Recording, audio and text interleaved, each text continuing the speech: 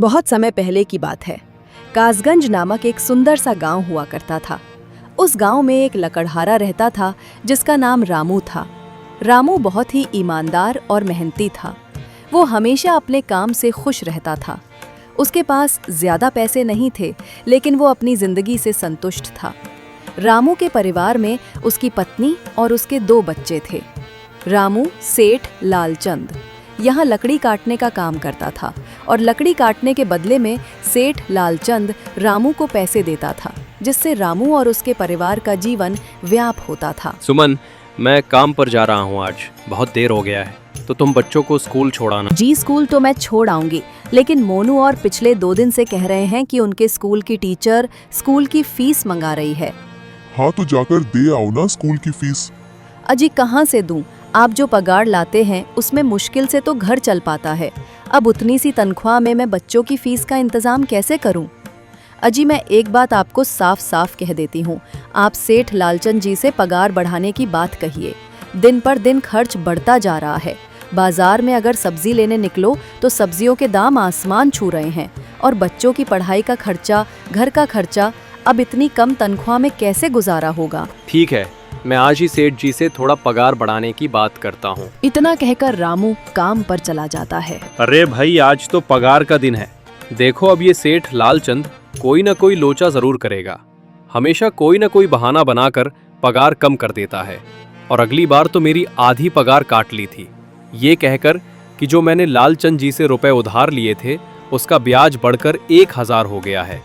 इसलिए मैं तुम्हारी पगार में से हज काट रहा हूँ। हाँ हरिया भाई, तुम एकदम ठीक कह रहे हो। ये सेठ लालचंद ना एक नंबर का चालाक और लालची इंसान है। एक तो दुगना काम ले लेता है और बदले में पैसे भी पूरे नहीं देता। हाँ भाई, मेरे भी अगली बार सेठ लालचंद ने पगार काट लिए थे। मैंने बस 2 छुट्टी ली थी जब मेरी बिटिया बहुत बीमार थी, और इस लालचंद ने इस बात का फ़ायदा बस सेठ जी इस बार मेरी पूरी आधी पगार दे दे। बच्चों के स्कूल की फीस भी भरनी है। ऐसे सभी लकड़हारे अपने काम पर लग जाते हैं। काम करने के बाद सेठ लालचंद के पास जाते हैं। सेठ जी, महीना पूरा हो गया है, हमें हमारी तनख्वाह दे दीजिए। देखो भाइयों, अभी मेरे पास तुम्हें देने के लिए पैसे नहीं है। अभी माल नहीं बिका है, सारा माल गोदाम में ही पड़ा हुआ है। कल या परसों तक तुम्हें तुम्हारी तनख्वाह मिल जाएगी। पर सेठ जी, अभी हमारे पास बिल्कुल पैसे नहीं बचे हैं। घर का भी सामान लाना है, बच्चों की फीस भरनी है। अरे मैंने कहा तो सही, 1-2 दिन और रुक जाओ, कल या परसों तक पैसे मिल जाएंगे। अभी मेरे पास पैसे नहीं है। सभी लकड़हारे निराश मन से अपने अपने घर आ जाते हैं। अजी, क्या हुआ इस बार? कितना पगार मिला है? सुमन, अभी कोई पगार नहीं मिला। सेठ जी ने कहा है कि 1-2 दिन में पगार मिल जाएगा। पगार नहीं मिला? आपको तो पता है ना, बच्चों की फीस भरनी है इनकी। स्कूल टीचर ने आज साफ साफ चेतावनी दे दी है कि अगर कल फीस नहीं लाई तो बच्चों को घर पर ही बिठा लेना। अब बताओ मैं क्या करूं? मैं क्या करूं सुमन? ये सेठ जी समय पर कभी पैसे देते ही नहीं है। अब तो बस हम इंतजार के सिवा और कुछ नहीं कर सकते। 1-2 दिन की बात है, देख लेते हैं। ऐसे ही 2 दिन गुजर जाते हैं। 2 दिन बाद सेठ लालचंद सबको पगार देता है। अरे हरिया, ये ले अपनी इस महीने की पगार। सेठ जी, ये तो बस 2000 है। मैंने तो इस महीने 3000 तक का काम किया है। हाँ, काम तो किया है, लेकिन तूने 1-1 घंटे आराम भी तो किया है। ये पैसे उसी आराम के कांटे हैं। पर सेठ जी, आपने तो कहा था 8 घंटे काम के महीने में 3000 मिलेंगे, और मैंने तो 8 घंटे काम किया और 1 घंटे आराम देख। हरिया, मुझे ज्यादा हिसाब किताब ना समझा। ये 2000 रख अगर चाहिए तो, और अगर नहीं चाहिए तो कहीं और काम ढूंढ ले। बेचारे हरिया के पास उन पैसे को लेने के सिवाय और कोई रास्ता नहीं था। हरिया चुपचाप वह पैसे रख लेता है। रामू, ये लो तुम्हारे रामू, ये लो तुम्हारे 2500 रुपए पर। सेठ जी, 2500 क्यों? मेरे तो पूरे 3000 बनते हैं ना। मैंने तो कोई छुट्टी भी नहीं की और ना ही कोई आराम। मैंने तो अपना सारा काम समय पर किया है।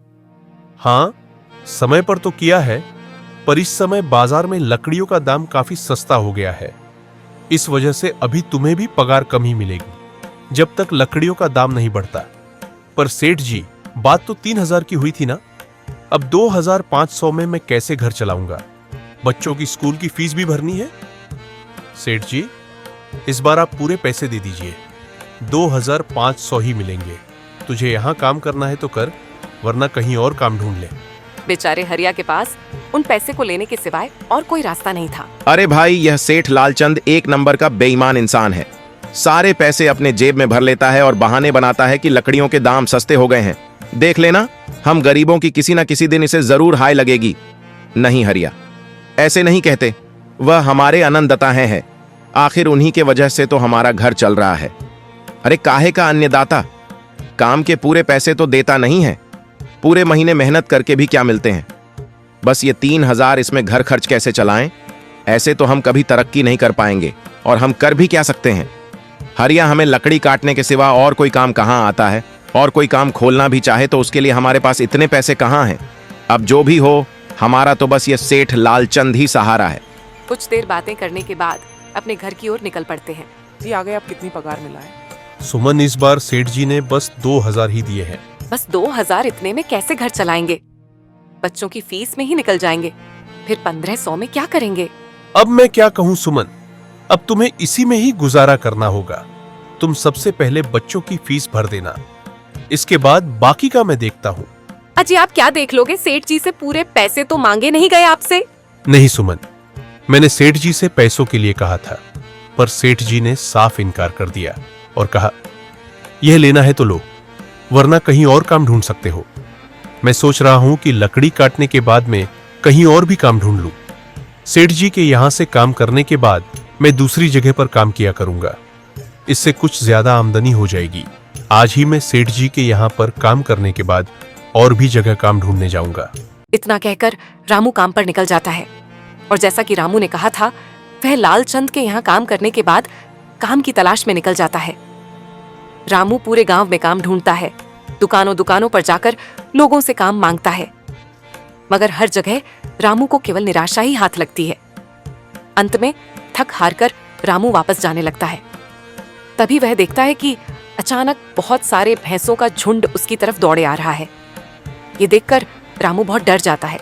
वह इधर उधर देखता है तो उसे एक गुफा दिखती है और वह गुफा में जाकर छुप जाता है। जब भैंसों का झुंड वहां से निकल जाता है, तब रामू की जान में जान आती है। हे भगवान, आज तो बाल बाल बच गया मैं, वरना आज तो मैं इन भैंसों के पैरों तलों तो कुचला ही जाता। पर यह मैं कहाँ आ गया? रामू ये सब सोच ही रहा था कि तभी उसकी नजर गुफा में रखी एक टोकरी पड़ जाती है। रामू उस टोकरी के पास जाता है। ये कैसी गुफा है? ये कैसी टोकरी यहाँ पड़ी है? इसे मैं घर ले जाता हूँ, सामान रखने के काम आ जाएगी। रामू जैसे ही उस टोकरी को हाथ लगाता है, गुफा में से एक आवाज आती है, रुक जाओ, इसे छूने की कोशिश मत करो। यह आवाज सुनकर रामू एकदम पीछे हट जाता है। तभी गुफा में एक जिन प्रकट हो जाता है और वह रामू से कहता है, कौन हो तुम और मेरी गुफा में क्या कर रहे हो? मुझे माफ करना, आप जो भी हो, कुछ भैंसों का झुंड मेरे पीछे पड़ गया था और उनसे बचने के लिए मैं इस गुफा में आकर छिप गया और फिर मेरी नजर इस टोकरी पर गई।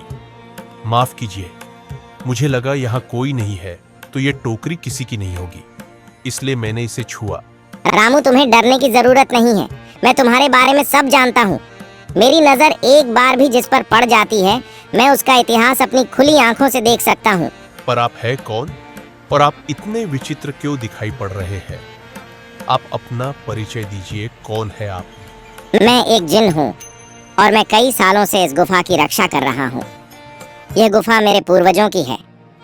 इस गुफा में केवल वही इंसान घुस सकता है जिसका मन बिल्कुल पवित्र हो। अगर तुम अपवित्र होते तो तुम इस गुफा में कभी नहीं घुस पाते।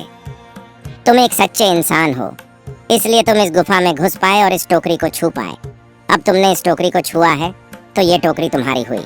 नहीं, मुझे ये टोकरी नहीं चाहिए, मैं तो बस देख रहा था। डरो मत रामू, तुम ये टोकरी ले जाओ। ये कोई साधारण टोकरी नहीं है, बल्कि ये जादुई टोकरी है। जादुई टोकरी क्या? ये वही जादुई टोकरी है जिसके बारे में हमारी दादी कहानी सुनाई करती थी कि किसी गांव में एक जादुई टोकरी हुआ करती थी और वह सबकी इच्छाएं पूरी करती थी। हाँ रामू, यह वही जादुई टोकरी है। अब तुम इस टोकरी के मालिक हो। तुम इसके इस्तेमाल से अपनी स्थिति सुधार सकते हो। पर याद रखना, तुम जो भी वस्तु इस टोकरी में एक बार डालोगे वह चीज ही तुम्हें बार बार इस टोकरी में डालनी होगी। इसके अलावा तुम और दूसरी कोई चीज इस टोकरी में नहीं डाल सकते। अगर तुमने ऐसा किया तो इसका परिणाम तुम्हें ही भुगतना होगा। मेरी इस बात को हमेशा ध्यान में रखना और सोच समझकर बिना लालच किए इस टोकरी में वही सामान रखना जिसकी तुम्हें जरूरत हो। रामू थोड़ी देर सोचता है, फिर उसका ध्यान उन लकड़ियों पर जाता है जो एक बार उसने सुमन को रखने को दी थी। सुमन, तुम्हें याद है एक बार मैं जंगलों में लकड़ियां काटने गया था तो मुझे एक चंदन की लकड़ी मिली थी और वह मैंने तुम्हें लाकर दे दी थी। हाँ, दी तो थी। तो तुम उस लकड़ी को ले आओ। हम उस चंदन की लकड़ी को ही इसमें डालेंगे और उस लकड़ी से अपना एक व्यापार शुरू करेंगे। सुमन चंदन की लकड़ी को ले आती है और उसे टोकरी में डाल देती है। वह जैसे ही चंदन की लकड़ी उस टोकरी में डालते हैं, उसमें कई सारी लकड़ियां आ जाती हैं। अरे वे, ये तो चमत्कार ही हो गया। ये देखिए कितनी सारी चंदन की लकड़ियां हो गई। अगर आप इसको बेचेंगे तो इससे काफी अच्छे पैसे मिलेंगे। हाँ राधा, मैं कल सुबह बाजार जाकर इनको बेच आऊंगा और जो पैसे मिलेंगे उससे हम अपने मोनू और के स्कूल की फीस भर देंगे और बाकी बचे पैसों को संभाल कर रख लेंगे। अगले दिन रामू लालचंद सेठ के यहाँ काम पर न जाकर चंदन की लकड़ियों को बेचने के लिए बाजार की ओर निकल पड़ता है। वहाँ पर रामू चंदन की लकड़ियों को बहुत ही कम दामों में बेचा, जिसकी वजह से आम लोगों के साथ साथ बड़े व्यापारियों ने भी रामू से चंदन की लकड़ियां खरीदी। लकड़ियों को बेचकर रामू को काफी अच्छे पैसे मिले। पैसों को लेकर चंदन घर आ जाता है। ये देखो सुमन, उन लकड़ियों को बेचकर मुझे कितने सारे पैसे मिले हैं। ये लो कुछ पैसे, इससे तुम कल मोनू और के स्कूल के फीस भर देना। अच्छा, तो मैं काम पर जाता हूँ। अजी, आपके पास तो अब ये जादुई टोकरी है, तो अब आपको उस सेठ लालचंद के यहाँ काम करने की क्या जरूरत है? हाँ सुमन, मैं सेठ लालचंद जी के यहाँ काम पर नहीं जा रहा, बल्कि मैं तो वहां पर जो काम कर रहे बाकी के लकड़हारे हैं उन्हें यह खुशी की खबर देने जा रहा हूँ, क्योंकि सेठ लालचंद जी से मेरे साथ साथ वह लकड़हारे भी बहुत परेशान थे। इसलिए अगर मेरा भला हो रहा है तो क्यों ना मैं उन सब का भला करूं। वह सभी बहुत ईमानदार लकड़हारे हैं, वह सभी बहुत मेहनत से काम करते हैं, मगर लालचंद ने कभी भी उनको उनकी मेहनत के सही पैसे नहीं दिए। इसलिए मैंने सोचा है क्यों ना मैं उनको अपने इस काम में शामिल कर लूं। हाँ जी, बात तो आपकी बिल्कुल सही है। अगर आप सभी लोग एक साथ मिलकर काम करेंगे तो हम सब बहुत जल्द ही तरक्की हासिल कर लेंगे।